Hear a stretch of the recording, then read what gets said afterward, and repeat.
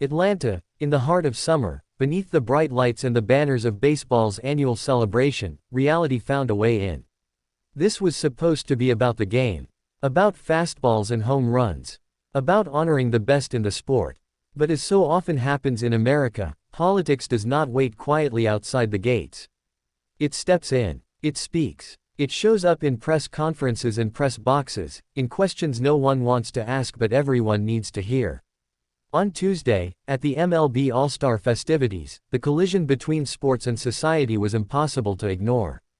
It came not from a protest, nor a boycott, but from the lived experiences of the very men who take the field. Because for Major League Baseball's significant Latino player base, there's something more pressing than a batting average right now. Their safety, their rights, their humanity. Tony Clark, executive director of the MLB Players Association, stood before the media and didn't mince words. It is a concern, he said, voice steady but serious. He was referring to the Department of Homeland Security, to ICE, to Customs and Border Protection, to the vans seen circling near Dodger Stadium, to the chaotic immigration sweeps targeting those who look like they might be from somewhere else. He was talking about players, human beings, being told to carry their papers, always. Because it's not enough to be a professional athlete. Not in this climate. Not in this country. If your skin is brown, if your accent is foreign, you are still at risk. You could be a star. You could be a rookie. You could be a father. A son. A citizen. And still, it might not matter. Still, they may ask you for proof.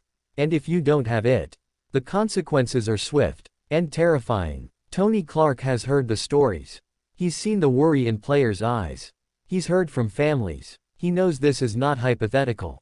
This is real. And it is happening now. He spoke of one incident, DHS vans attempting to stage activities at Dodger Stadium itself. Imagine that. The cathedral of Latino baseball fandom. The home of Fernando Mania. A sanctuary for generations of Mexican-American fans. And yet, federal agents hovered there, as if it were a checkpoint. Baseball, meet America's reality. This is not the story MLB wants to tell. This is not in the glossy highlight reels.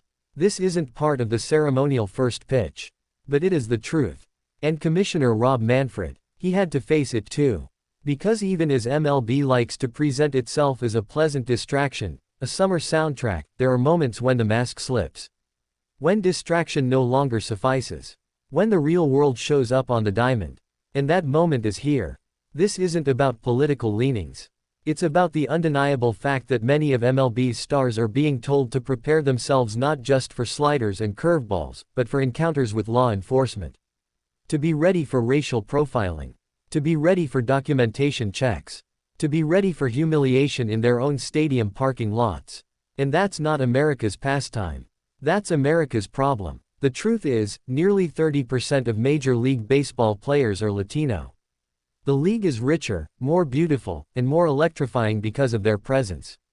They bring salsa to the silence. They bring fire to the field. And yet, off the field, they are vulnerable. They are watching over their shoulders. They are teaching their families how to comply, how to de-escalate, how to survive.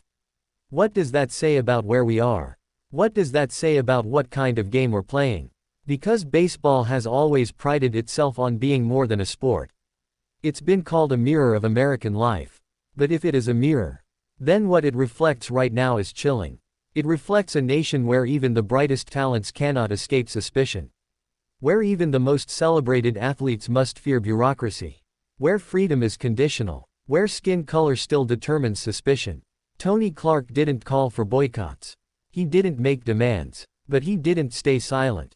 He stood up. He put it plainly. The Players Association is trying to put their members in the best position possible to navigate the atmosphere that we are in with regards to immigration. That's not a slogan. That's survival. That's preparation for the unthinkable. And it shouldn't be necessary. But it is. So here we are, in Atlanta, in 2025, watching baseball under blue skies while brown players carry their birth certificates in their gym bags. This is not the American dream. It is a warning. And baseball, whether it wants to or not, must listen. Because the game cannot exist in a vacuum. Not when vans are circling stadiums. Not when players are afraid to walk out without ID. Not when the specter of racial profiling haunts the very grounds where joy is meant to live. This All-Star Week, the stars shined bright. But some carried shadows with them. And no one should ever have to.